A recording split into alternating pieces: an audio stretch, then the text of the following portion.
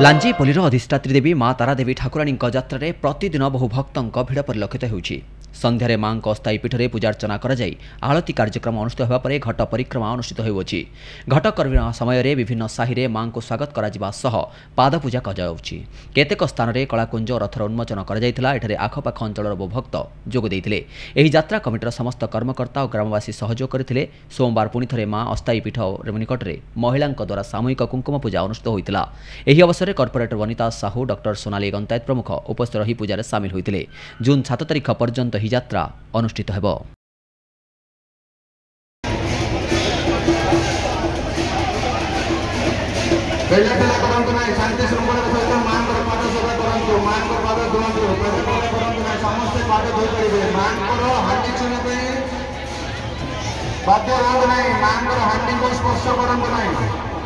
समस्त माँ मासी मान को अंडर कर गोड़ धोवा समय माँ को हांडी को स्पर्श करूँ ना माँ घंट